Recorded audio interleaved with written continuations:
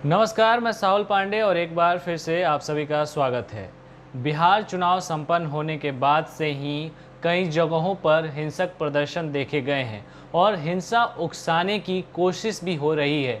कई जगहों पर जैसे कि कल तस्वीरें आई खासतौर पे भोजपुर से, जहां पर जो है कुछ असामाजिक तत्वों ने पूरी सड़कों को जाम कर दिया, आगजनी की, आम लोगों के ऊपर भी लाठी बरसाई थी। ये तस्वीरें कल से सामने आई थी और इसमें खास तौर पे महागठबंधन के ही जो है कार्यकर्ता खुद को बताने वाले युवा थे जिन्होंने इस पूरे प्रदर्शन को किया।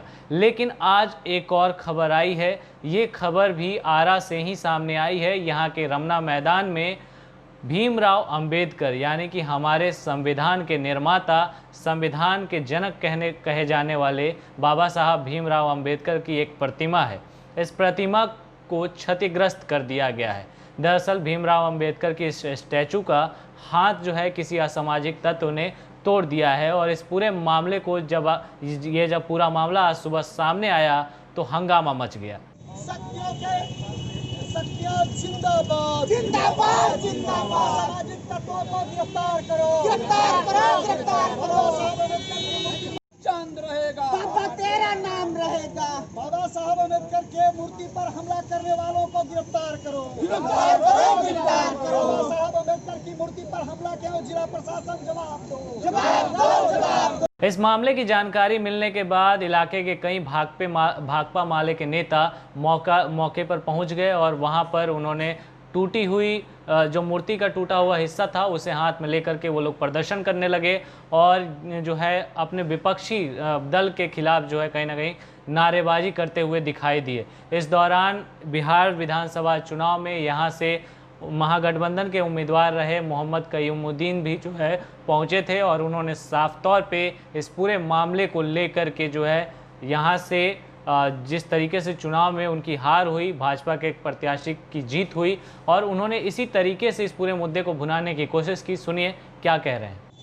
आप देखेंगे कि बाबा साहब अम्बेडकर की मूर्ति पर जो पुरानी आरा कलेक्ट्री पर स्थित है, लगातार असामाजिक सामंती ताकतों के द्वारा हमले होते रहे हैं। अभी भाजपा की जीत के 2 दिन ही गुजरे हैं कि बाबा साहब अम्बेडकर की मूर्ति पर हमले हो जाते हैं और रात के अंधेरे में इनकी उंगली को तोड़ दिया जाता है। हम जिला प्रशासन से कहना चाहते हैं कि सबसे पहले अम्बेडकर साहब की जो मूर्ति पर जिन्होंने संविधान की संरचना की है उन पर हमले का मतलब है लोकतंत्र पर हमला। लोकतंत्र में विश्वास न करने वाले लोग इन पर हमला करते हैं, इसलिए इनकी न्यायिक जांच होनी चाहिए।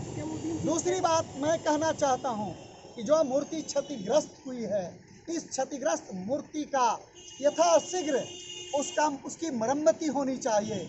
और दूसरी बात मैं कहना चाहता हूं, यह पहली हमला नहीं है, इससे पहले भी यहाँ कई बार हमले हुए हैं और जिला प्रशासन बाबा साहब अम्बेडकर की मूर्ति की सुरक्षा करने में विफल रही है। इसलिए जिला प्रशासन से हम मांग करते हैं कि इस परिसर में सीसीटीवी कैमरा लगाया जाए जिससे हमलावरों को आसानी से पकड़ा जा सके। हम जिला प्रशासन से कहना चाहते हैं कि अगर हमारी इन मांगों को पूरा नहीं किया जाता है तो हम सड़कों पर उतरेंगे, पुरजोर विरोध करेंगे। हम पुरजोर विरोध करेंगे, यह हमारा आह्वान है। तो आपने मोहम्मद कयूमुद्दीन को सुना, वो साफ तौर पे कह रहे हैं कि ये पूरा मामला जिस तरीके से इलाके में अब बीजेपी की सरकार हो गई है तो इस तरीके से उनके लोगों का जो वर्चस्व है वो इसी हिसाब से सामने आ रहा है। लेकिन हम आपको बताना चाहेंगे कि किसी भी महापुरुष की स्टैचू के साथ ऐसा बर्ताव किया जाना सही नहीं है। बाबा साहब अम्बेडकर की ही नहीं, देश में कई जगहों पर कई बड़े महापुरुषों के स्टैचू के साथ गलत व्यवहार किया जा चुका है, उनके स्टैचू को तोड़ा जा चुका है और ऐसा करने का सिर्फ एक मकसद रहा है कि समाज में अस्थिरता पैदा की जाए, जो कि किसी भी हिसाब से सही नहीं है। जितने भी महापुरुष हैं वो हमारे लिए सम्माननीय हैं और उनके स्टैचू को भी हमें सम्मान देना चाहिए। इस तरीके की जो भी वारदात होती हैं उस पर राजनीति करना भी कहीं ना कहीं सही नहीं है। हाँ, इस पूरे मामले में जो गुनहगार है उसे सज़ा ज़रूर मिलनी चाहिए। फिलहाल इस रिपोर्ट में इतना ही। आप बने रहें हमारे साथ। धन्यवाद।